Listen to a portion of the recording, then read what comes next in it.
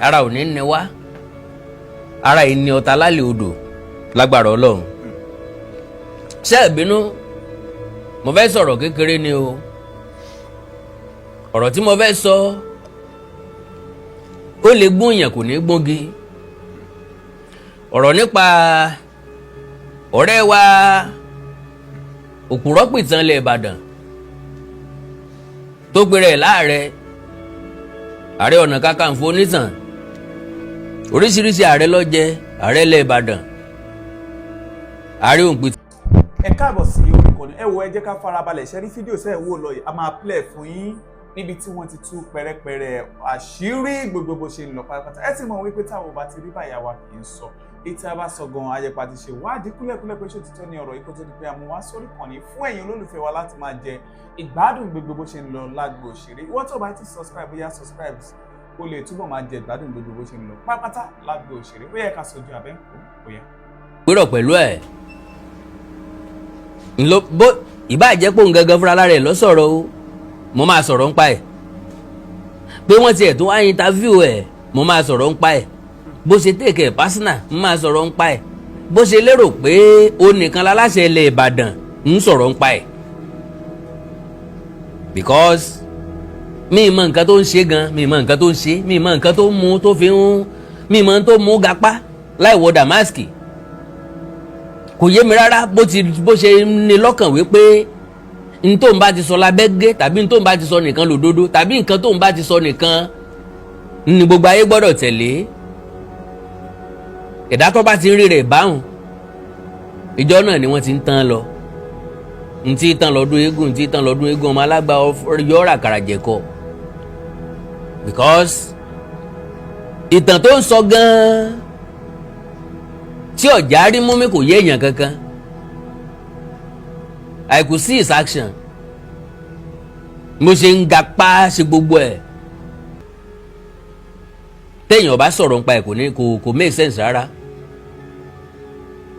ó sọ wípé Aláàfin ló lẹ́tọ̀ọ́ láti joyè tọ́kárí Yorùbá land ọ̀wá ní gbogbo oyè tí wọ́n bá jẹ nífẹ̀ẹ́ tọ́ọ̀ ní bá jẹ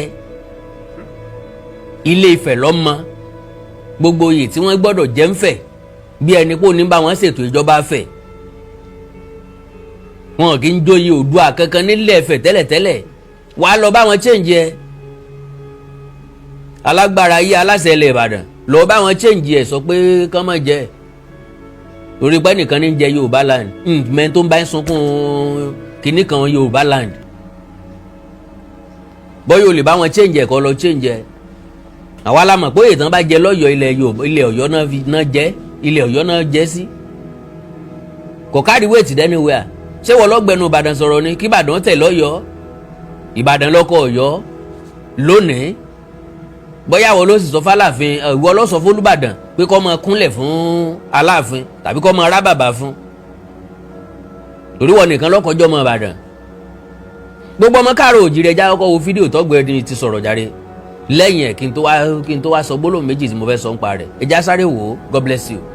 kọ́kọ́ oyè ọ̀kan lọ́mọ ká bẹ̀rẹ̀ láti bẹ̀ yẹn nígbà tá a wẹ̀ á ní ọ̀kan lọ́mọ a ní ọ̀kan ní bàbá ọ̀dọ́ ló lè jẹ́ ọ̀dọ́ ní ló lè jẹ́ oyè ọ̀kan lọ́mọ tó ṣe pé ọ̀dọ́ tó bá jẹ́ tó bá dàgbà yóò bọ́ ọ́lẹ̀ àbí bàbá tó ń pe bàbá 60 ní ọ̀kan lọ́mọ ṣe mọ̀ pé àmọ́ tá à ń ṣe nu sọmọ ní bàbá 60 mọ́ so ọ̀dọ́ náà máa sọ pé ọmọ ìwá ń bí. bẹ́ẹ̀ ni so tóun náà bá wá dàgbà wọ́n tó lè gbé wọ́n á gbà lọ́wọ́ ẹ̀ wọ́n á fún lóyè àgbà míì wọ́n á bọ̀ fẹ́ lòmíì ṣùgbọ́n àkànṣe gbogbo nǹkan rẹ́ndán àkọ́kọ́ ọmọ Ìbàdàn ni mí olóyè Olúbàdàn ni mí ààrẹ òpìtàn ni mí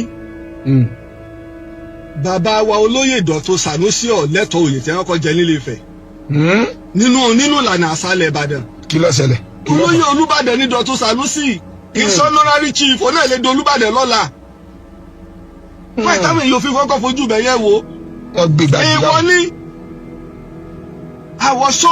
I was so sad nígbà mo gbọ́ pé kábíyèsí Olúbàdàn náà wà ń bẹ ìjọ tí wọ́n ń fún léwé tọ́ ní ń fún léwé ajá máa rorò kó sọlé méjì ni wọ́n ìta àfi fojú bẹ̀ yẹn wo tó o bá ti lè gba ewé sẹ́ni the reason why ìwọ̀n ìfáwọn mọ́gàjí ní ewé ìlẹ̀kẹ̀ àti ẹ̀kẹ́ ni wọ́n máa ń fáwọn mọ́gàjì látòrí ìjagunléwé tí wàá bẹ̀rẹ̀ iye ewé tọ́lọ́mbà wá léyìn ọgbà tí ó fi jáde láyé àbí tí ó fi jolúbàdàn ìkànnì méjèèjì náà ni. tó bá dẹ̀ fi lè mọ ọgbà ewé lọ́dọ̀ Olúbàdàn o ò lè lọ jẹ oyè kankan nílùú kankan mọ́ wọ́n lè máa fún ọ láwọ́ọ̀dù o ṣùgbọ́n pé ọba kan wà tó fi kankan lé ọ lórí èèwọ̀ ni. àbẹ́ gbọ́bi tọ́mọ ọba kan ti ń joyè rí ọmọ bẹ́ẹ̀ joyè tó o bá ti lè mú ọ tó o ti jẹ mọ́gàjí tó o ti gba ewé o ti di ọmọ ọba Olúbàdàn nìyẹn o ti ẹ̀ǹtáìtù láti jẹ Olúbàdàn. ẹ lọ wo gbogbo ìlú pátá ìlú wo lọmọba àfọmọba tí ọba máa ti ń ṣe o ọmọ ọba èjoyè torí pé ọlá ni. bẹ́ẹ̀ náà lọ́dẹ̀ sí rí nínú ìtàn Ìbàdàn ìsìnlá ń da gbogbo ẹ̀rú. ẹlẹ́ẹ̀kejì ìgbẹ́kànnù ìtọ́fà ọ̀rọ̀ nù o.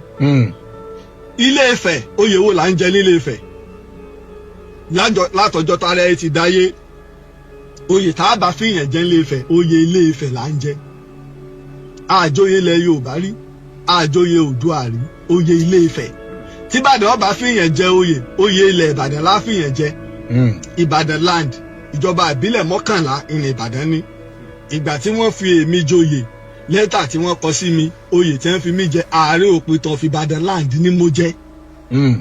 àwọn ìdílé jagunjagun ilẹ̀ Ìbàdàn wọ́n fún mi ní ọ̀pá àṣẹ ààrẹ òpìtàn ilẹ̀ Yorùbá ọ̀nà àrílẹ̀yìn. ìdánilọ́lá ni kèé ṣe oyè Aláàfin nìkan ló lè fìyàn joyè ilẹ̀ Yorùbá. Àwùjalẹ̀ ló lè fìyàn joyè Ìjẹ̀bú land Ìjẹ̀bú Òde làwùjalẹ̀ wà àmọ́ àwọn ìlú táwọn náà tó lọ́ba aládé ìṣẹ̀ǹbáyé tí ń bẹ lábẹ́ Àwùjalẹ̀ pọ̀. Ọwá Òbòkun Àdìmúlà ilẹ̀ Ìjẹ̀ṣà ló lè fìyàn joyè ilẹ̀ Ìjẹ̀ṣà ọ̀tọ̀ lóyè Iléṣà ọ̀tọ̀ lóyè ilẹ̀ Ìjẹ̀ṣà. àwọn ìlú Ìbòkun ní ìkíní kan ní òǹkálukú lè máa fìyàn joyè ìlú rẹ̀ but when it come to Ìjẹ̀ṣà land àwọn nìkan bàbá Ọwá nìkan ló lè fìyàn joyè Ìjẹ̀ṣà land Ọwá lè mú nínú gbogbo àwọn ìlú Ìjẹ̀ṣà including tó fi dọ́ṣogbo kí Ọ̀yọ́ tó gbà mọ́ wa lọ́wọ́ bí wọ́n ṣe ń ṣe nìyẹn. àwọn ẹ̀fọ̀n orílẹ̀ àwọn Èkìtì akàmá gbogbo lẹ́kìtì nígbà ó yá la pè wọ́n ní Èkìtì kété Èkìtì parapọ̀ àwọn ẹ̀fọ̀n ń bẹ Ìjẹ̀rò ń bẹ Mọ̀bà ń bẹ wọ́n lọ báyẹn àwọn Àkókò náà ń bẹ àwọn náà ní táìtù tiwọn táwọn náà lè lò tí wọ́n bá fẹ́ dà pọ̀ wọ́n lè ókè o ẹja máa lo tèkìtì. bẹ́ẹ̀ náà ni àwọn Àwórì wà now Ifẹ̀ oyè táwọn fìyàn jẹ nífẹ̀ ni oyè Ilé Ifẹ̀ báńdìrì Ifẹ̀ dẹ̀ ni omi àṣejì rẹ̀ yẹn tóbi lọ dé Ifẹ̀ báńdìrì Ifẹ̀ nìyẹn. sí pé àwọn kiri kankan gbọ̀ngàn àkó mọ́ ìṣẹ́ ni. inú Ifẹ̀ wọn wà inú Ifẹ̀ wọn wà ṣùgbọ́n pẹ̀lú àwọn kan wá fòdò sẹ́rẹ́ àwọn èmi ní Ìkòyí Aláàfin ló ní Ìkòyí èmi ní Gbọ̀ngán Aláàfin ló ní Gbọ̀ngán ó pẹ́ Aláàfin tún gbà mọ́ra torí ọ̀pọ̀lọpọ̀ àwọn tó wà ní Gbọ̀ngán àwọn tó wà ní Ẹdẹ ńkọ́ Aláàfin tààràtààrà báńdì àwa àtòṣogbo lèyàn ẹ̀pọ̀ epo nìyẹn bó sì ń bọ̀ ńbẹ̀ báńdì àwa àti àwọn Ìjẹ̀ṣà nìyẹn ìní Ẹdẹ. now Ẹdẹ mọ̀ pọ̀ àrògún. àwa ń jẹ oyè Ilé Ifẹ̀ là ń jẹ ń bẹ̀ wọn. ẹ káàbọ̀ padà well ẹ gbọ́ nǹkan tí ọ̀gbẹ́ni sọ dáadáa ẹ já mu ní point for point words for words ó ní ọ̀dọ́ ló yẹ kó jẹ ọ̀kan lọ́mọ ọ̀rẹ́ wa ògbìtàn ẹni ìfà òtọ́ sí ní pé lára mù kò sẹ́ni tó táàgì ọ̀dọ́ kankan pẹ̀lú nǹkan kan ẹni tó bá wùyàn ló lè fi jẹ oyè tó bá wù ú wọ́n ní ọwọ́ àjẹ sàárà ọ̀lọ́jọ́ wọnú àtàwọn béèrè lọ́wọ́ ẹni àbípo àbíyọ̀ kànmí dàbí òkú ìyá àdèlé wọ́n ń jà ń lékejì ṣe kàn wọ́ àtẹni tó joyè àtẹni tó fìyàn joyè ọ̀tán mọ́ kankan nù wọn èwo làbọ̀rọ̀ tán náà wẹ́bí kí làbọ̀rọ̀ mọ́ sọ̀rọ̀ bí ẹni pé wọ́n ló ní àkóso gbogbo ilẹ̀ Ìbàdàn ọ̀dọ́ ni wọ́n gbọ́dọ̀ fi jẹ́ ńgbà tí ó tún wá sọ̀rọ̀ òpònú onítọ́dọ̀ yẹn bá ti wá jẹ́ dé sáà kan yọ ọ́ bọ́ọ̀lẹ̀ ta ló ti joyè tó bọ́ oyè yẹn lẹ̀ rí lójú ẹ̀ àtòyè ìdánilọ́lá o àtòyè ìlú o èwo wọn ti jẹ́rí lójú ẹ̀ tẹ́niyẹn jẹ́ dé stage kan tó wá bọ́ọ̀lẹ̀ pé ókè o mo bọ́ oyè yìí sílẹ̀ o ẹ tún fẹ́ lòmíì jẹ́ o níbo láìsóye òṣèlú ta ló ti jẹ́ bẹ́ẹ̀ rí so tí ọ̀dọ́ yẹn bá ti wá ń dàgbà yọ wà bọ́ ọ́lẹ̀ wọ́n wà fẹ́ lòmíì jẹ́ Yorùbá ní àgbàlagbà tó bá ti rídìí rìkísí àhòrò rọ́ onírú wọn máa ń kọ́ ọjọ́ ìwọ kan náà ń lọ sọ̀rọ̀ ń pa ǹtí ẹ̀ mọ̀ pọ̀ sọ̀rọ̀ ń pa ìbí bá ṣe páwọn èèyàn ń sọ mo ti sọ as far back as 2018 or 2019 ti pé Ọọ̀ni jáde kúrò nífẹ̀ẹ́ for the first time Adélẹ́kùn Olúbùṣe àkọ́kọ́ tí gbogbo ọba jáde kúrò láàfin wọ́n ní wọ́n náà ti sọ́rí àfi bó tún ṣe yí ìbìrí torí pọ́ bá kan jẹ́ akí ọ̀pọ̀ òkú iṣẹ́ ọ̀wá ní Dọ̀tun Sànúsì ọ̀lẹ́tọ̀ọ́ sí oyè tó jẹ nífẹ̀ẹ́ débà mi rẹ̀ lọ́wọ́ lẹ́tọ̀ọ́ sóyè Ifẹ̀ ṣé wọ́n lọ lẹ́tọ̀ọ́ sí àbọ̀ lẹ́ńtọ́ fẹ́ fi joyè ojú mi wọ́n ti bí ní ọ̀pàgbà tí ń bínú ọmọdé sì nìwọ náà oyè tí ì dàgbà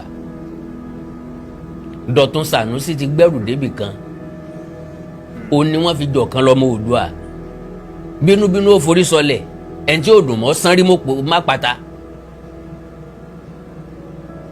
nbí tó bá kàn ń bẹ̀ o bóyóyè ìran yín ni bóyóyè ìdílé yín ni ọ̀kan lọ́mọ Oòduà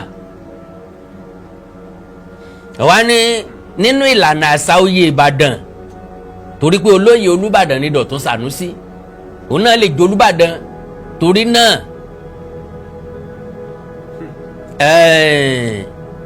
torí pé olóyè Olúbàdàn ni so fucking what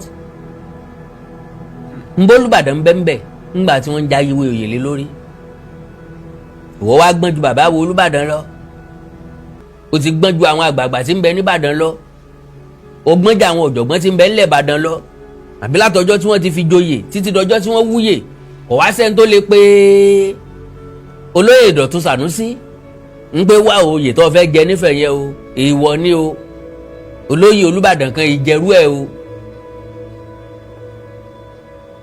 torí pọ̀rọ̀ ẹ ò yéèyàn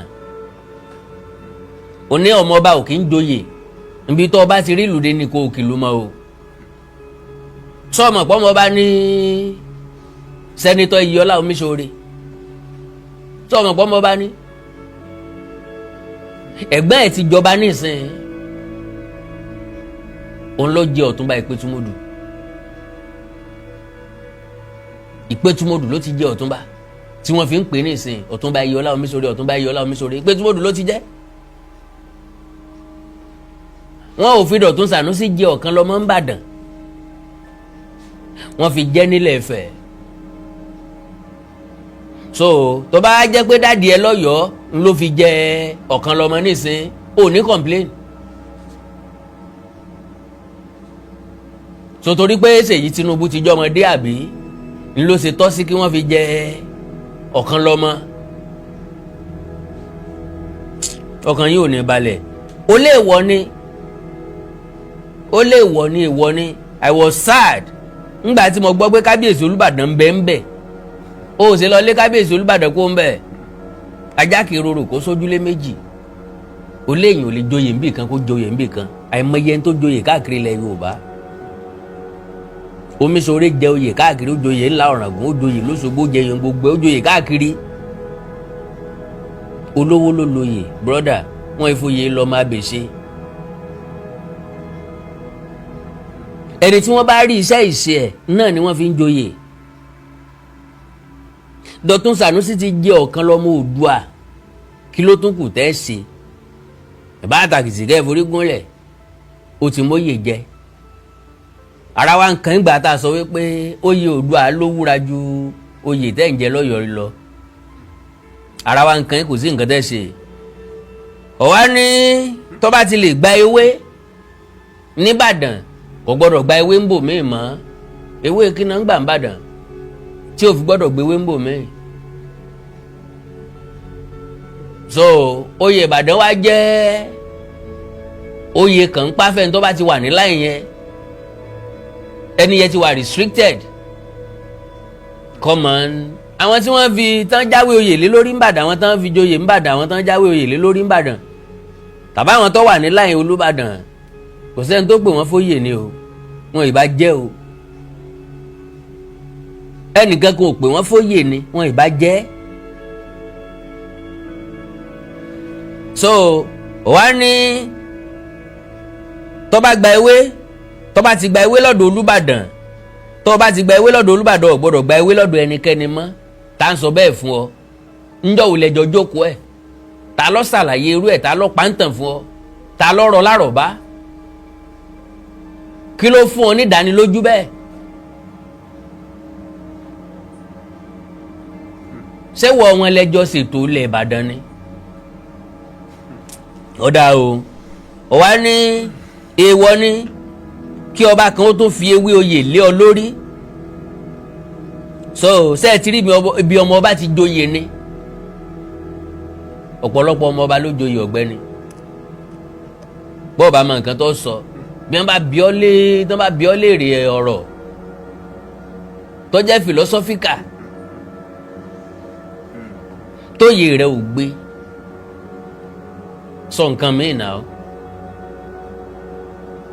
mọ̀mọ́ sọ̀rọ̀ bí mo gbọ́n tán mo mọ̀ tán. ó dáa o, wá ní ìwọ ní kí ọba kan tó fi owó oyè lé ọ lórí. Ilé Ifẹ̀, oyè wo la ń jẹ nílé Ifẹ̀? Oyè wo ni wọ́n pè ọ kalẹ̀ wípé oyè táwọn ń jẹ nílé Ifẹ̀ lélẹ̀? Oyè wo la ń jẹ nílé Ifẹ̀? sọ ọba fẹ̀ tán ni. Oyè wo lẹ́jọ́ ṣèpàdé ẹ̀ wípé oyè tán ń jẹ nílé Ifẹ̀? sọ ọmọ oyè tán ń jẹ nílé Ifẹ̀ lónìí báyìí? Oyè wo la ń jẹ nílé Ifẹ̀? Oyè Ilé Ifẹ̀ tá ń fìyàn jẹ, oyè Ilé Ifẹ̀ là ń fìyàn jẹ, àjòyè Yorùbá rí, àjòyè Oòduà rí. n ti ń kan ọ́ lára ẹ̀sẹ̀ yé wa dáadáa. wọ́n jẹ́ Yorùbá rí, ẹ ti ní wọ́n ń jẹ Yorùbá land, ẹ̀yin lẹ́ ń jẹ Yorùbá land, a sì ti sọ̀lú tó jẹ́ Yorùbá land fún yín. ó ní wọ́n ń jòyè Oòduà, oyè Oòduà náà wá ń jẹ́ Ifẹ̀ nísìnyí. ilé bẹ́ẹ̀ ṣe ṣe lẹ́yìn o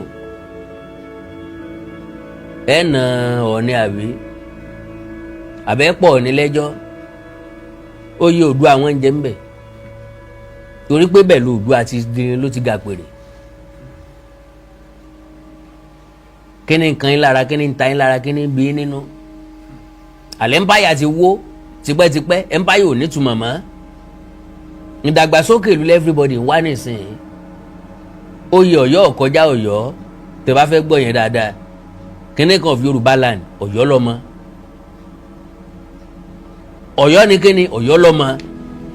so ó wá ní Ìbàdàn pẹ̀lú oyè ilẹ̀ Ìbàdàn, Ìjẹ̀bú pẹ̀lú oyè ilẹ̀ Ìjẹ̀bú, Ẹ̀gbá pẹ̀lú oyè ilẹ̀ Ẹ̀gbá, Ilé Ifẹ̀ pẹ̀lú oyè Ilé Ifẹ̀. tán bá fẹ́ joyè ní Jẹ̀ṣà, tán bá fẹ́ fi kárí gbogbo Jẹ̀ṣà, àwọn ìlú pọ̀ ní Jẹ̀ṣà tí wọ́n ń joyè tiwọn, ṣùgbọ́n ilé tó bá kárí gbogbo ilẹ̀ Jẹ̀ṣà, Ọwá Òbòkun ló ní, Àtaọ́jà ló ní tòṣogbo, mọ̀ bá wọn pín. Títìmí bá ní Tẹ́dẹ́, Tátaọ́jà ní tòṣogbo, Tọ́wá Ọ̀ràngún ní tìlá Ọ̀ràngún, Ọ̀ọ̀ni ló ní ti gbogbo ilẹ̀ Oòduà. kò síbi tẹ́ fẹ́ tì sí, kò síbi tẹ́ fẹ́ gbé sí, Ọ̀ọ̀ni ló ní ti gbogbo ilẹ̀ Oòduà.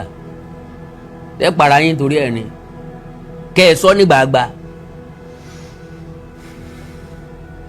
kálukú wa mọ bí ó ti wá. ẹ̀yin lè fẹ́ tún tàn kọ́, a sì ní gbà fún yín, a fojú yín hàn ìmọ̀. gbogbo àwọn ìtàn rọ́tẹ̀ ti pa tẹ́ẹ̀tẹ́lẹ̀ o, ó rí pé tàn ẹ̀ ò ní níyì mọ́. if care is not taken, tó o bá wá gbódẹ́kùn fún rẹ̀ kó o lọ jáwé jẹ́ ń jókòó kó o jókòó jẹ́. kó o máa fa àwọn ọ̀rọ̀ kéékèèké tó o ti fi ń jẹun yín, kó o máa fi kó àwọn èèyàn lómi ọbẹ̀ lọ, kó o máa fi jẹ oúnjẹ tó o fẹ́ jẹ.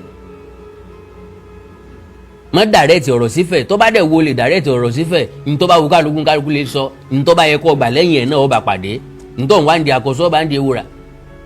bí èèyàn bá tọpa odò tí ò sinmi yóò bòlúwẹ̀rí pàdé.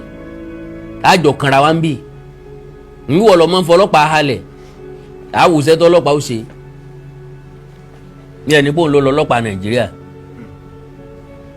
ọ̀wá ní Ìbàdàn pẹ̀lú oyè Ìbàdàn àwọn ìdí ókè. ọwá olóyè Olúbàdàn ni ọ́, ó ní Olúbàdàn ló fi ọ́ jẹ ààrẹ òpìtàn lẹ̀ Ìbàdàn kábíyèsí tí wọ́n fi ọ́ joyè wọ́n mọ tí wọ́n rí o no dispute. ọ̀wá ní àwọn ìdílé jagunjagun Ìbàdàn wọ́n wá fi ọ́ jẹ ààrẹ òpìtàn ilẹ̀ Yorùbá gbọ́rẹ̀ o. ọ̀wá ní oyè ìdálọ́lá ni o ńgbà tán fi ọ́ joyè ìdálọ́lá ọ̀wá ní torí pé Aláàfin nìkan ló lè fìyàn joyè of Yorùbá land ńgbà tán wá pè ọ́ láàrin òpìtàn of Yorùbá land èyí ṣe sọ fáwọn jagunjagun àwọn ìdílé jagunjagun Ìbàdàn kó pé oyè ò ní lọ bẹ́ẹ̀ o Olúbàdàn nìkan ló lè fìyàn jẹ́ o ìbá jẹ́ ìdálọ́lá jù bẹ́ẹ̀ lọ ọ̀kan lọ́mọ oyè ìdálọ́lá ni àbánsọ fún ọgbóyè ìlú ni ọ̀rọ̀ ń dè ọ́ ọ̀rọ̀ ń tú ọ béèyàn bá ti mọ tí ó wù yí ọmọ jómokùnà mú sí náà ìwọ yìí kan náà ńláàrí òpìtàn lẹ̀ Ìbàdàn bó bá jẹ́ gbẹ́ kan péré ló tó bá jẹ́ ìdílé kan ló fi ọ́ jẹ ààrẹ òpìtàn of Yorùbá land kò yẹ kó gbére bẹ́ẹ̀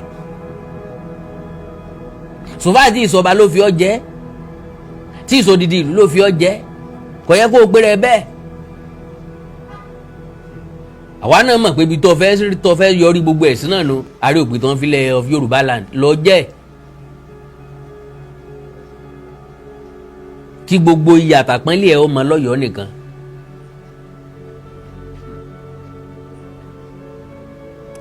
ẹ lè wín ni pẹ bá dẹ̀ lè wín ni ojú olókun fẹ̀kọ̀fẹ̀ òun rèé.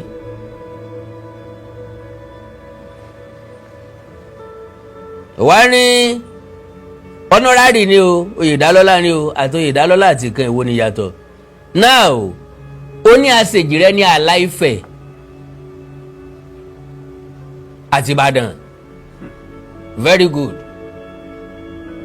àwọn á béèrè lọ́wọ́ ẹ̀ wípé ajẹ́ pé Ilé Ifẹ̀ ní Ìkirè Apòmù àti nǹkan kan gbogbo àwọn ìlú tó wà ń bẹ̀ abẹ́fẹ̀ náà wà ó ní bẹ́ẹ̀ ni ṣùgbọ́n o àwọn ìlú kan bẹ́ẹ̀ tó jẹ́ pé Aláàfin ló ní o ó ní Ìkòyí Aláàfin ló ní ṣé Aláàfin ló lọ bá wọn dá Ìkòyí lẹ̀ àbáláàfin ló tẹ̀ Ìkòyí dó àákànkiri àákànpòmù ká tó mọ̀ lọ Ìkòyí so Ìkirè Apòmù Ọ̀ọ̀ni ló ní Ìkòyí ní kọjá ẹ̀ Aláàfin ló ní bó ló ṣe jẹ́ bẹ́ẹ̀ ọ̀rẹ́ wa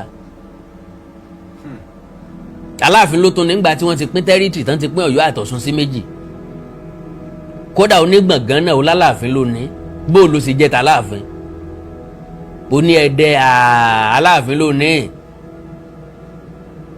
ṣé wọ́n gangan gbọ́rọ̀ tó ń sọ bó ló ṣe ń dún létí ẹ̀ ṣé kò rùn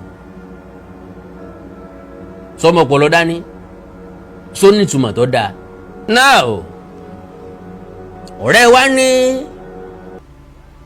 gbọ̀ngàn o Ìkòyí o Aláàfin ló ní mo wá ní kó sọ pé k'Aláàfin wá gbalẹ̀ rẹ̀ padà kó wá kó Ìkòyí kúrò níbi tó wà kó wá kó gbọ̀ngàn kúrò níbi tí gbọ̀ngàn wà bó ló ṣe jẹ́ t'Aláàfin.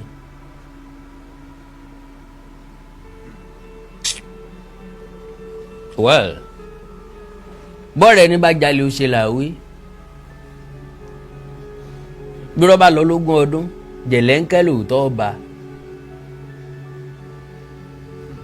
Ọlọ́run ló ní kó ju ọmọ dúdú mọ́ gbogbo àwọn àgbélẹ̀rọ ọ̀tàn àwọn àgbélẹ̀rọ ọ̀rọ̀ tó wà nínú ìwé Samuel Johnson tẹ́ nǹkan ọ̀hún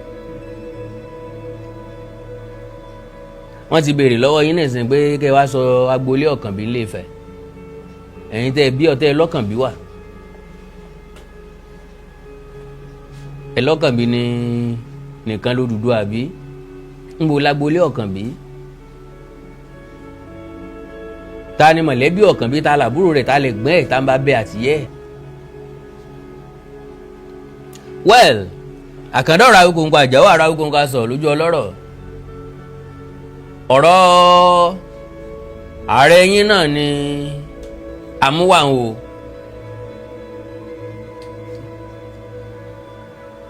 tí wọ́n torí ọ̀tẹ̀ wọ́n torí pé wọ́n fẹ́ gbèjà ẹnìkan àbí gbèjà ọba kan wọ́n ń tẹ orírun mọ́lẹ̀ ìwọ náà ló lóòtù ní wá àìsè ọmọ Yorùbá ká tún jẹ́ ọmọ òtù wa ẹ̀tún jájẹ jẹ́jẹ́ bẹ́ẹ̀ tí ń gba wájú lẹ̀ ń gbẹ̀yìn sẹ́ẹ̀fẹ̀ jáwọ́ gbáyé rárá ni mọ́ gbáyé mọ́ gbọ́run apá ọlọ́run ọ̀ka sẹ́ẹ̀fẹ̀ já káwọ́ tó kò gbáyé rárá well ìjọba ṣòfin kọ̀ràn kàkó sẹ́ni tí ó ṣòfin àjẹ́ ń bá awé tòní tọ̀la ní tí ó kìlọ̀ fún kálukú ó kìlọ̀ fún ọ̀yẹ́ ni ó kìlọ̀ fún tòbí ibi ní òṣòro fọ́lẹ̀ ẹ mọ́ bá bọ̀ wẹ́rẹ́wẹ́rẹ́ o àjọ pàdé ara wa ń bẹ̀ so nílé Ifẹ̀ lónìí àwọn ẹni wọ́n ń fìyàn jẹ oyè tó ní Oòduà land nínú Ọ̀yọ́ ló ní Yorùbá land Ilé Ifẹ̀ ló ní Oòduà land torí pé ọmọ orúkọ tí wọ́n ń pe pálàsì Ifẹ̀ ni Ilé Oòduà so mi wàá mọ̀ bọ́yọ̀ tó ní mọ̀lẹ́bí kan tó lè máa fìyàn joyè ilẹ̀ Oòduà o torí pé Ilé Ifẹ̀ ló ní nǹkan wọn tòtẹ́ tí bá yímíyímí dùn mí àìbálábà ń dùn náà dé kò sẹ́ni tí ń bá ọlọ́yọ̀ọ́ du Yorùbá land rárá o nbí tẹ́ ẹ kó Yorùbá land dé nìkan làwọn ò lè gbà Akínmọ̀rin Tèdè Ìlọ́ra Awẹ́ nbí tí Ọ̀yọ́ mọ̀ nù. pín program yẹn ẹ bá mi ṣe àyẹ̀jọ́ ẹ dákun mi ò ní wáyé tì o mi ò ní wáyé tì ẹ̀ ní nìkan ṣayé ẹ bá mi pín program yẹn ẹ jẹ́ kó délé kó dóko kó dọ́nà kùkú kó dẹ́sẹ̀ kùkú kó dọ́nà jíjìn ẹ já sí sáré bára wa ní gbólóhùn kékeré lórí ọ̀rọ̀ tí ń lọ nílé Káàárọ̀ Oòjíire bí ọ̀ ń bọ̀ àwọn ládẹ́ẹ̀dẹ́ ṣùgbọ́n lọ́tẹ̀ yìí àwọn kọ́ là á dẹ́dẹ̀ mọ́ gbogbo ara là á mú tó ni bẹ́ẹ̀ ṣe ń wọlé ohun ẹ má bá mi pín program yẹn God bless you sir God bless you ma oh my God.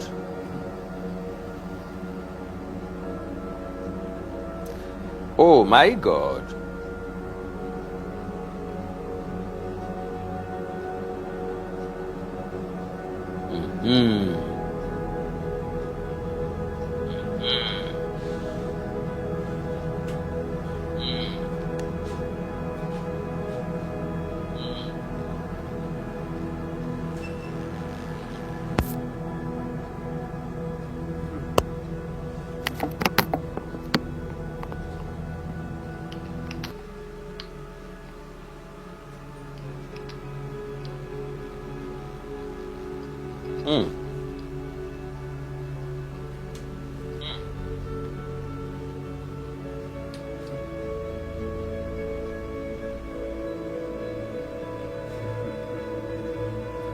Mo kí káàbọ̀.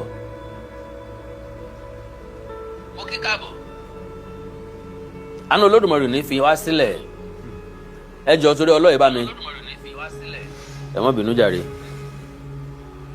ẹ bá mi share program yẹn jọ̀ọ́ God bless you ẹ bá mi share ẹ mo fẹ́ káwọn yẹn wọlé díẹ̀ sí i ká tó sọ̀rọ̀ ẹ má bínú mo fẹ́ káwọn yẹn wọlé díẹ̀ sí i ká tó sọ̀rọ̀ gbogbo ẹ̀yin tẹ́ ń tẹ love àti like yẹn ẹni fọwọ́ yín gbọ́ màsín lágbára Ọlọ́run I love you God bless you pápápá lọ̀rọ̀ tí mo fẹ́ sọ o ọ̀rọ̀ tí ò ní pẹ́ rárá ni láàrin ìṣẹ́jú 5 péré sí 10 ni mo máa sáré sọ so mo kí yín káàbọ̀ sí àyín lágbára Ọlọ́run wàhálà ti dààmú ó kéré ó tóbi kò ní mọ̀nà ẹ̀dẹ̀ wà lórí ọ̀rọ̀ ọ̀kan lọ́mọ Oòduà ọ̀kan lọ́mọ Yorùbá land òun náà ni à ń fà lọ́wọ́ lọ́rọ̀ míì jáde wípé Ọọ̀ni tílé Ifẹ̀ wọ́n fẹ́ fìyàn jẹ Ààrẹ Ọ̀nà Kakanfò of Oòduà land. Ọ̀tọ̀ lórúkọ tó wà nínú ìròyìn ọ̀hún, ọ̀tọ̀ lórúkọ táwọn èèyàn ń gbé jáde. Orúkọ táwọn èèyàn ń gbé jáde náà ni orúkọ Olóyè Sunday Adéníyì Adéyẹmọ Ìgbòho, pé ó ní Ọọ̀ni máa fi jẹ Ààrẹ Ọ̀nà Kakanfò. Bí wọ́n bá fi Ìgbòho jẹ Ààrẹ Ọ̀nà Kakanfò, Ọlọ́run ọba mi ń gbọ́ tó bẹ́ẹ̀ ó jù bẹ́ẹ̀ lọ. Ṣé Ìgbòho wá ni ó jẹ Ààrẹ Ọ̀nà Kakanfò àbẹ́lòmíì? Wọ́n ń bọ̀ o. Mo fẹ́ gbìyànjú láti pe àwọn èèyàn sí sórí ètò ni o, because ìṣẹ́jú péréte náà ni mo ní. Ìṣẹ́jú péréte ọ̀hún mo fẹ́ ká gbọ́ lẹ́ẹ̀kan ṣoṣo. Ìṣẹ́jú péréte ọ̀hún mo fẹ́ ká gbọ́ lẹ́ẹ̀kan ṣoṣo. Ńlọ́fà tí mo fi ń ṣẹ́ẹ̀sì mọ̀ pá kíkanjú kan ò lè dógun sẹ́ bí ọba sá látìlẹ́yìn fún. Ijó àjùmọ̀jó ní gbayì, kíkọ́ni ijó ànìkànjó kọ́ni lẹ́sẹ̀. Mo kí ẹ̀yin tẹ́ ẹ ti dé o, mo sì bẹ̀ yín mọ̀rọ̀ yín pé kẹ́ ẹ bá mi share program yẹn. Ẹ ní mo ṣe ẹ ní mọ̀ yẹ ẹ ní mọ̀ bànújẹ́ ńgbà kọ̀ọ̀kan bí ti òkú kéré tó. Ọdún lọ sópin ẹ̀mí bọ̀ ò ní bọ́dún parí o, lágbára Ọlọ́run ayọ̀ àti ìdùnnú la fi sọdún yìí. God bless you. Now let's go. God bless you. Lórí ọ̀rọ̀ Aláàfin Ọọ̀ni, ẹni tó tún lè bá wa sọ ò sí mọ́, because ó ti di oko òré ọ̀la kan pọ̀ àti nǹkan papọ̀. Pàápàá jùlọ nígbà tí Aláàfin ti padà sọ̀rọ̀ níbi ìwúyè láti establish superiority wọn over the throne of Ọọ̀ni. Aláàfin ti ẹ̀ sọ débi pé agbára Ọ̀yọ́ pààlà pẹ̀lú Oǹdó. Ìyẹn túmọ̀ sí pé Ilé Ifẹ̀ wà lábẹ́ àkóso Ọ̀yọ́ rí. Ṣùgbọ́n mo láǹfààní àti sọ fún gbogbo ọmọ káàrọ̀ òjìrè tí ń gbọ́ mi wípé bọ́ bá níbi tó wà nínú ìtàn wọn kí wọ́n mú jáde, kò sí àkọsílẹ̀ fún rí ń pé Ilé Ifẹ̀ ó ti wà lábẹ́ Ọ̀yọ́ rí, tàbí pé bóyá Ilé Ifẹ̀ ti san ìsákọ́lẹ̀ fẹ́ nìkan rí, kò ṣẹlẹ̀ rí. Ẹ bá nírú ẹ̀ nínú ìtàn kó mú jáde ká lè béèrè lọ́wọ́ ẹni tó kọ tàn ọ̀hún irú ìtàn tó kọ. So now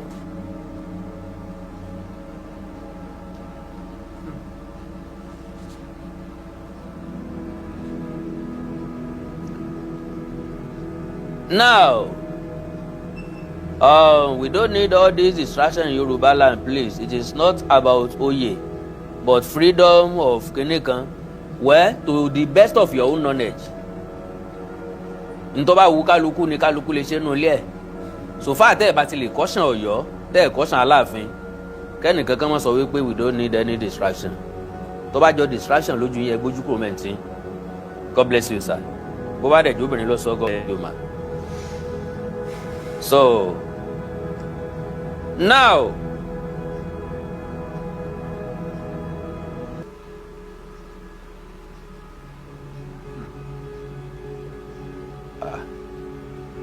ẹ má bínú o. Ẹ jẹ́ kí n tiẹ̀ kọ́kọ́ kí Tẹ́mi Adélékè tí wọ́n ra síkà fún mi láì tí ì ṣètò rárá láì tí ì tí ì béèrè kankan. Ẹ ní wọ́wọ́ tì lágbára Ọlọ́run. Ẹ jẹ́ kí n lọ straight to the point. Now Ilé Ifẹ̀ ò fìgbà kankan sí lábẹ́ Ọ̀yọ́ rí. Mo fẹ́ ká gbọ́ àgbọ́yé eléyìí o. Ilé Ifẹ̀ ò sì san ìsákọ́lẹ̀ fẹ́ nìkankan rí. Ká clear eléyìí o. Lóòótọ́ ọ̀jọ̀gbọ́n òǹpìtàn wọn n'Íbàdàn à ń bọ̀ lórí tiẹ̀ o. Èyí ta fi ń bọ̀ lórí ẹ̀ mi tí ní sọ o. à ń bọ̀ lórí ọ̀rọ̀ ìsá. Now ìròyìn wá jáde pé Ọọ̀ni fẹ́ fìyàn jẹ Ààrẹ Ọ̀nà Kakanfò. Ẹ farabalẹ̀ gbọ́ bí ìròyìn ń ṣe lọ. Ọọ̀ni to install another Ààrẹ Ọ̀nà Kakanfò of Oòduà to be followed by Mayegun of Oòduà. Mìíràn sọ lánàá. Ó ní ìdí pàtàkì tó jẹ́ kí n mẹ́nu lé lánàá. Ìdí tí mo fi mẹ́nu lé wọ́n sọ ṣùgbọ́n ẹ jẹ́ kí n kọ́kọ́ ka bó ṣe lọ. Ààrẹ Ọ̀nà Kakanfò of Oòduà, historic announcement or moment of balabulu. Ààrẹ Ọ̀nà Kakanfò of Oòduà set for installation February 2026. Yoruba land is set to witness a historic cultural moment as Akinkunmi Akinshola Badmus retired. A retired Major General of the Nigeria Army and a distinguished son of Ijesha land has been named the Ààrẹ Ọ̀nà Kakanfò of Oòduà. The official installation ceremony is scheduled for February 2026, ushering in a new era for one of the most revered military and cultural titles in Yoruba history. A title that symbolizes courage, honor, leadership, and the defense of Yoruba heritage. Retired Major General Badmus is widely respected for his exemplary military career, disciplined leadership, and unwavering commitment to national service. His emergence reflects a choice anchored in tradition, merit, and integrity. Full details of the installation, including date, venue, and program, will be officially announced in early 2026. The event is expected to attract traditional rulers, cultural leaders, military veterans, policymakers, and sons and daughters of Yoruba land across Nigeria and the diaspora. History is unfolding. February 2026 marks a new chapter. Ìròyìn tó jáde sórí ìtàkùn ayélujára nù. Now, mo ń bọ̀ lórí ẹ̀ o. Ẹ̀gbọ́n mi kan wá rìlíìsì nǹkan kan. Èyàn Wálé Òjòlánre Esquire. Kí ló release? Statement of principle. Mo fẹ́ kẹ́ bá ń farabalẹ̀ gbọ́. Statement of principle. The Ooni of Ife cannot and will not descend into cheap, petty, or ignoble competition with any monarch in Yoruba land. Such conduct would be inconsistent with the legal character, historical standing, and moral authority of the throne of Oduduwa. On authority and constitution restraint. At no point would the Ooni contemplate appointing anyone as the Ààrẹ Ọ̀nà Kakanfò. This is not a question of capacity or fear, but of constitutional restraint within traditional jurisprudence and deep respect for the settled boundaries of Yoruba political culture. On state and hierarchy, the Ooni is a classical monarch of grace, substance, and continuity.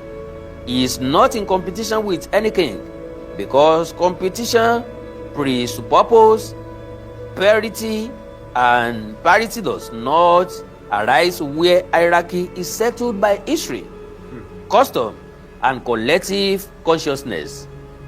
Another heading, the irrefutable position. He is the numero uno. He leads, others follows.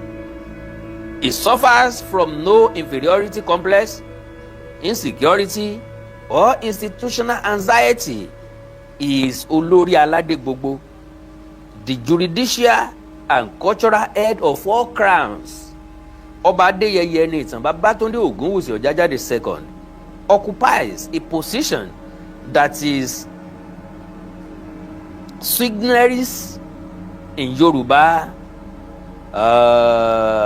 civilization, original, fundamental, and non-competitive. Ọ̀ọ̀ni ti sẹ́kọ́nà ẹni tí kò dùn mọ́ kó forí sọlẹ̀. Wálé Òjó Lanre Esquire. God bless you. Now, ẹnìkan náà wá kọ́mẹ̀ntì kan.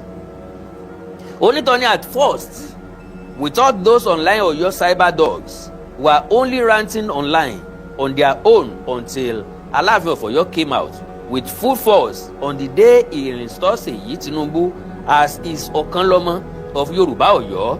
Oba Akeem Owode couldn't put an end to it there, but went ahead to claim in his remark that Oyo Empire land expands to Ife-land, Ekiti, Ijesha, and Ondo.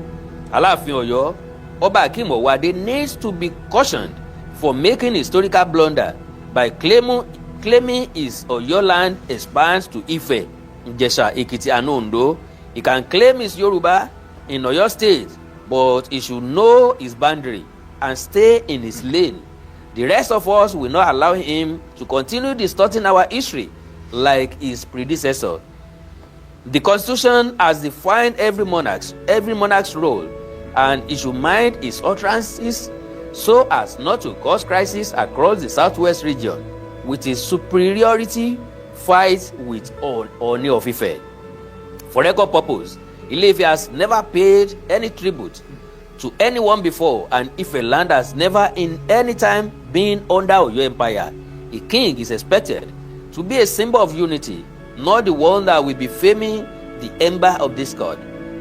Oba Owode has been fighting from pillar to post ever since his accession to the position of the Aláàfin of Oyo. We know our source, and Owode cannot change that, not today, not anytime in future. Eléyìí lọ bẹ́ẹ̀. Now lórí ti Ààrẹ Ọ̀nà Kakanfò of Oòduà land. Let me say this categorically with sincerity and authority. Irrespective ibi tí ròyìn ti wá, ibi tí wọ́n ti ń gbé káàkiri, mo láǹfààní àti sọ fún yín fún gbogbo ọmọ káàárọ̀ oòjíire pé kò sí nǹkan kan tó jọ bẹ́ẹ̀. Kábíyèsí Ọ̀ọ̀ni wọ́n fi ẹnìkankan jẹ́ Ààrẹ Ọ̀nà Kakanfò of Oòduà land bíi ti ìwù kọ́ mọ́, because bàbá ò ní interest láti gbé èèyàn kankan dùn kankan tàbí kájọ máa sọ síra wa ká mọ̀ hàn no. So gbogbo àwọn tó ń sọ pé retire major general láti ilẹ̀ Ìjẹ̀ṣà ni tàbólóyè Sunday Adéyẹmọ Ìgbòho ni, rárá o, Ọ̀ọ̀ni ò fi jẹ fún èèyàn kankan jẹ.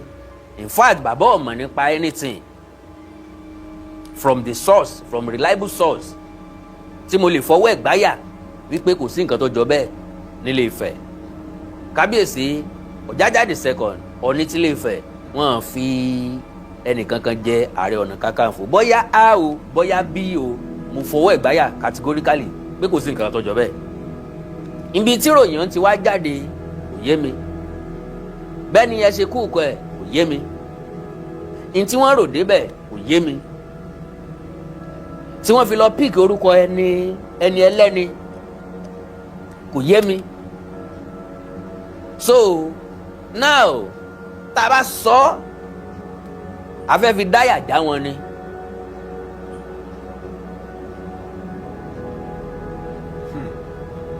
So a fẹ́ ṣe kí ni, a fẹ́ dáyà já wọn ni kí wọ́n lè mọ̀ wípé àwọn nìkan kọ́ làwọn mọ̀rọ̀ sọ.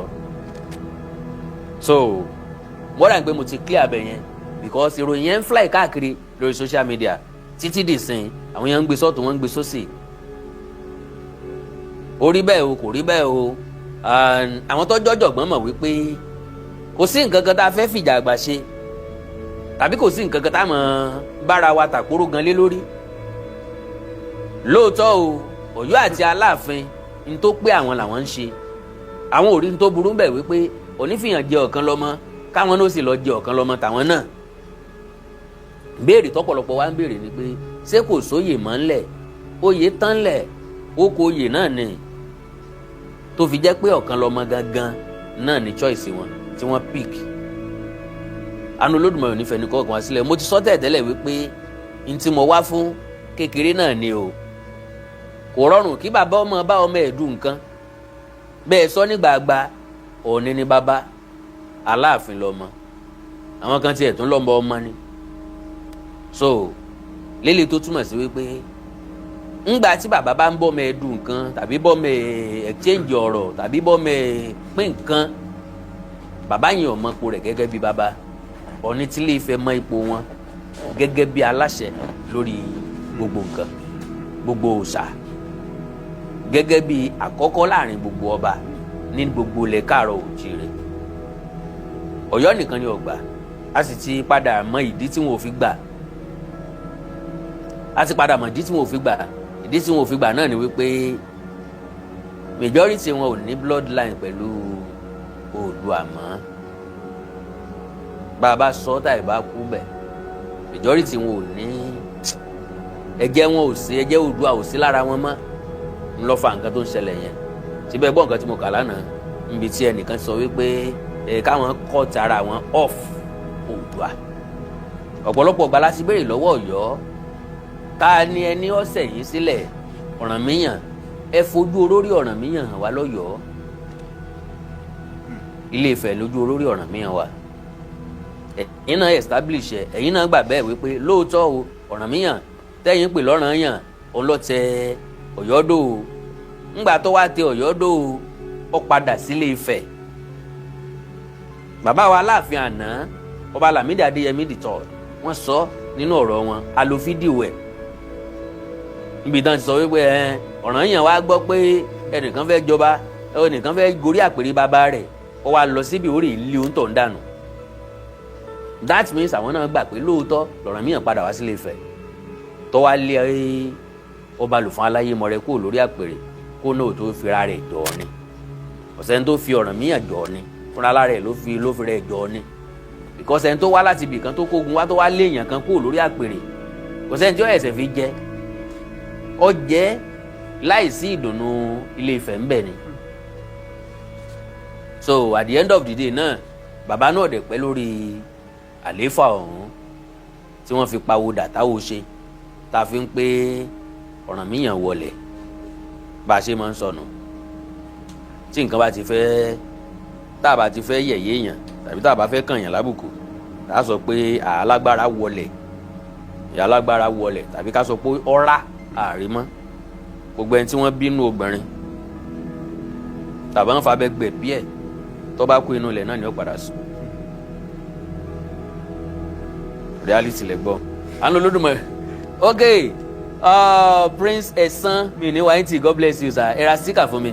Wow! Ẹ má bínú o. Ó possible kí n ráwọn èèyàn tó fẹ́ pè lórí ẹ̀. Pápápá náà ni kí n gbà pé méjì péré. Ẹnì kọ̀ọ̀kan dẹ̀ sọ̀rọ̀ fún ṣẹ́jú kọ̀ọ̀kan.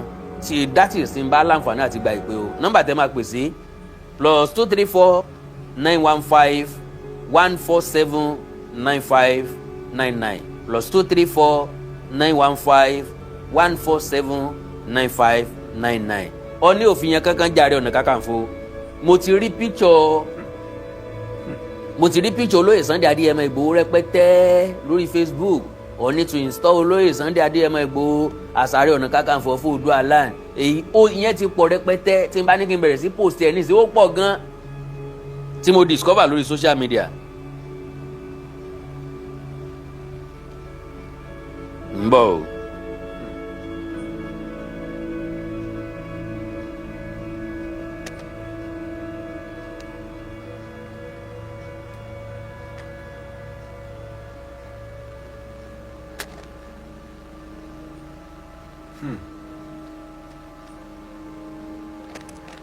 lára ẹ̀ rèé o ẹ ti rí ibi tí Ìgbòho ti wà lọ́dọ̀ ni wọ́n kọ tọ́pìkì sí Yorùbá land title and Oòduà land title. So Ọọ̀ni Adéyẹyè Ògúnwùsì, it is time to install Sunday Adéyẹmọ Ìgbòho nǹkan kan òun lélẹ̀ àwọn ilé tiẹ̀ àwọn ilé ìṣe pósítà ẹ̀ ní òun nígbàgbọ́ pé ẹ rí bẹ́ẹ̀ yẹn ok òun lẹ̀ ń wù sálẹ̀ yẹn àwọn yẹn ya pósítà ń ṣe pósítà ẹ̀ ní wọ́n gbé Olóyè Sunday Adéyẹmọ Ìgbòho sẹ́yìn Ọọ̀ni kí ni tán kọ síbẹ̀ Ààrẹ Ọ̀nà Kakanfò fún Oòduà onírìṣà Sunday Adéyẹmọ Ìgbòho Ìgbòho Òòṣà Ìgbòho Òòṣà people's choice onírìṣà olórí aládé gbogbo táwọn náà kọ́ bẹ̀ nu pé Ìgbòho ni wọ́n fi jẹ Ààrẹ Ọ̀nà Kakanfò but èmi Àkàndé ọ̀rọ̀ Awíkonko láǹfààní àìsàn fún mi pé kò sí nǹkan tó jọ bẹ́ẹ̀ kò dẹ̀ sí nǹkan tó súnmọ́ rárá ọ ní to install Major General Akinkunmi kìnnì kankan gbàgbós nílẹ̀ Yorùbá so àwọn náà gbé picture olóyè Sunday Adéyẹmọ Ìgbòho so oríṣiríṣi bẹ́ẹ̀ ìlú Àgídìgbò Ọọ̀ni never plans to install. This is a chieftain in Egbaland Ààrẹ Ọ̀nà Kakanfò of Ẹ̀gbá. Àwọn Ẹ̀gbá ti ní Ààrẹ Ọ̀nà Kakanfò tiwọn òun lélẹ́yìí. This is a chieftain in Egbaland Ààrẹ Ọ̀nà Kakanfò of Egbaland lóògùn ọ̀fẹ́ o. So I have a question for our elders in Yorubaland. Aside our war generalissimo Ààrẹ Ọ̀nà Kakanfò of Yorubaland Igba Gani Adams lóògùn ọ̀fẹ́ o. Can every other kingdom install their own Ààrẹ Ọ̀nà Kakanfò like the Egba people? Kinales 1981 God bless you sir. Ẹ̀yin náà sẹ́ndì sticker sí mi ẹ̀ra sticker fún mi God bless you sir. Mi ní wáìntì o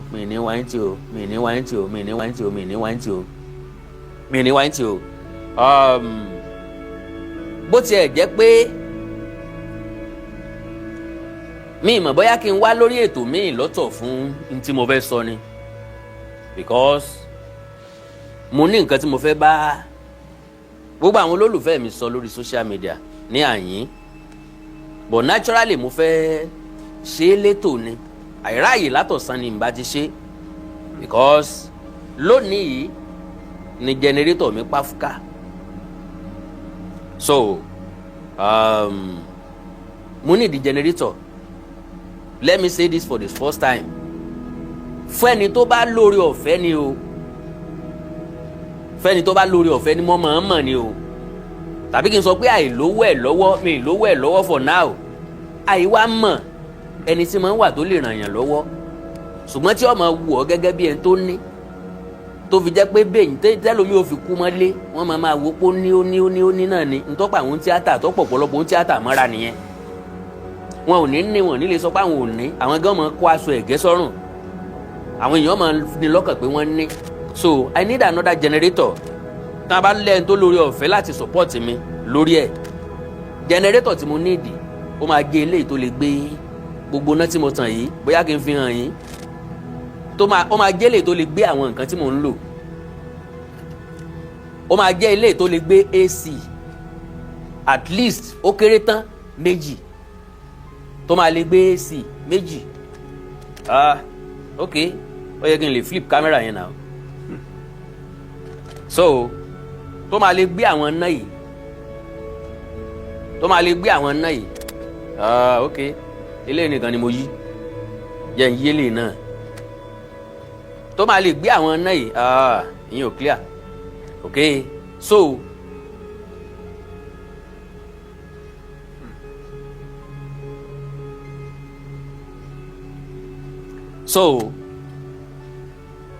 onínú dídùn ọlọ́rẹ ẹni tó bá convenient fún ẹni tó wù láti ràn mí lọ́wọ́ generator tí mo fẹ́ rà mo ti rí 3.6 million naira náà ń tà ló lè gbé gbogbo nǹkan tí mò ń lò ló lè gbé AC méjì àárọ̀ yìí náà ni but notwithstanding Yorùbá ní ẹni ìfà ọ̀tọ́ sí ní pé lára mọ̀ ibi ọ̀kánjú ẹni bá so sí láti ka with due respect fẹ́ni tá a bá tọ́lọ́ ń bá rán sí mi ó possible kọ́ lọ́run àwọn èèyàn sí mi but ńgbà tí n bá sọ àwọn èèyàn ò ní mọ̀ God bless you àánú Ọlọ́run ó wà gbogbo àárẹ̀ o n tí mi ò ní ni mo béèrè yẹn I need a generator tó máa gbé AC tẹ bá wò mí ẹ rí i pé mò ń sun generator kékeré a lè tan àwọn equipment a fi ń ṣe program gangan mo afford láti lo phone fún program mi so God bless you all àánú Olódùmarè ò ní fẹ́ nìkan kan wá sílẹ̀ o so tẹ bá fẹ́ bá mi dá sí account number yìí lè fi bá mi dá sí okay please send your bank details all right sir God bless you no account number tẹ́ fi bá mi dá sí òun náà ni Access Bank 0789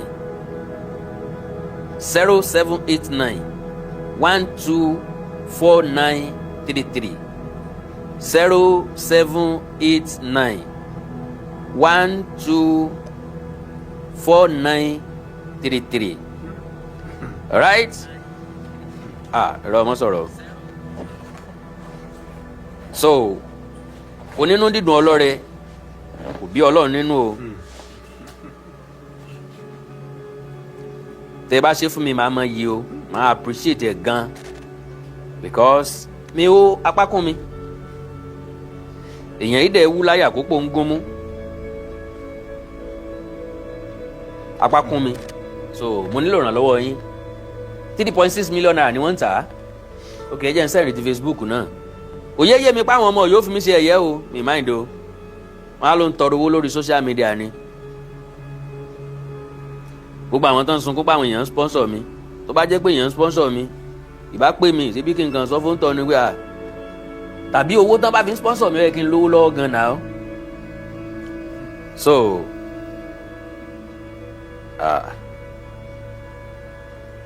So now ẹ jẹ́ kí n sáré paste ẹ̀ sórí Facebook náà.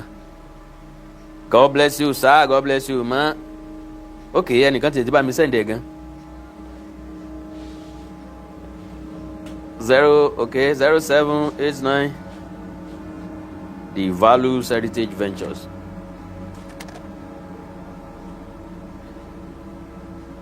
God bless you. So kí n má gbà àkókò yín mọ́ àánú Olódùmarè ò ní fi sílẹ̀ o. N tí mo wá clarify òun náà ni mo ti clarify yìí. Idris Abiola fine bara ọ̀gá Alaba Musa, God bless you. Mo láìkí ẹ. N tẹ́mi ò ní lè mí béèrè yẹn. N tó bá fẹ́ pokùnso nítorí ò lè lọ pokùnso. That is your own cup of kùnú. That is your own wàhálà ilé ayé. That is my own life. Èmi ò ní mo béèrè lọ àwọn èèyàn. God bless you. So gbogbo àrà tó bá fẹ́ dáǹtì ẹ Idris Abiola má ṣe ọmọ ń bára dẹ̀ ní ọ̀jẹ́ o. Ẹja ayọ́kù mi. So ẹ like ẹ follow page mi lórí Facebook Awikoko TV. Ẹ subscribe sí YouTube channel mi Awikoko TV. Ẹnìkan pàtàkì tẹ́ ẹ fẹ́ bá mi sọ ẹja sọ lórí WhatsApp +234 Ọlámilékan Adétọ̀nà you sha dey make money from Aláàfin name carry go jàre bàbá ó ṣe ìjọ tẹ́ bá ti dákẹ́ Awikoko náà ó sinmi. Ìjọ tẹ́ bá ti rí olórí aládé fín mọ́ Awikoko náà ó sinmi. Ìjọ tẹ́ bá ti kọjá èyí mọ́ Awikoko ó sinmi. Ìjọ tẹ́ bá ti parọ́ mọ́ Awikoko ó sinmi. Ìjọ tẹ́ bá ti distort ìtàn mọ́ Awikoko ó sinmi. Ṣùgbọ́n títí ìgbà náà ẹ jẹ́ kájọ máa pò ó kájọ máa fà lọ. God bless you Àmọ̀kẹ́, don't mind them jàre. Mi ò ń ṣe tó máa mind wọn tẹ́lẹ̀ because oríṣiríṣi ọgbọ́n náà ti dá.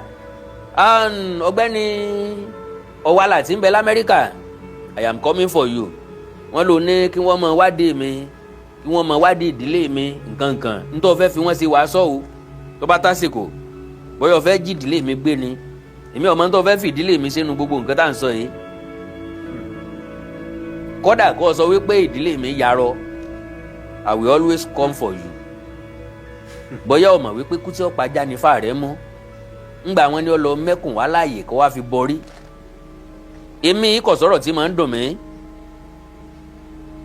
Ọ̀gbọ́ kò sí ọ̀rọ̀ tí máa ń dùn mí.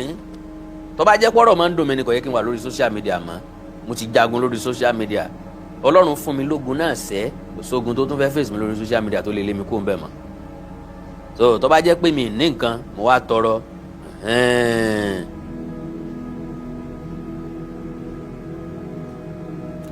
So God bless you all. Àánú Olódùmarè onífẹ̀ẹ́ nìkan kan wá sílẹ̀ o. Ayé la máa jí sí o. Ọdún ayọ̀ láṣẹ o.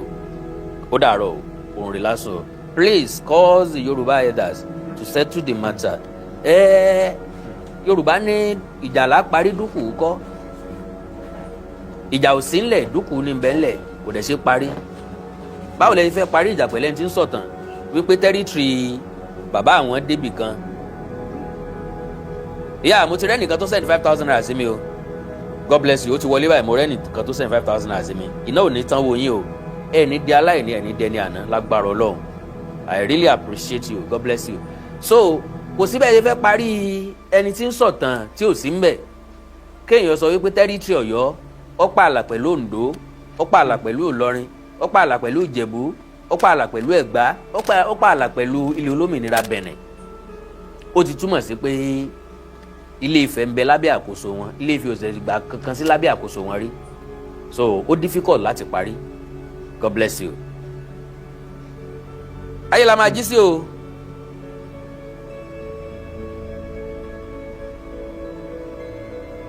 God bless you, God bless you. Leave them. Ìwọ lọmọ bá kò ní àtọrọ. Ó yàtọ̀ sí àwọn fìyà sọ̀rọ̀, àwọn ọmọ Fúlàní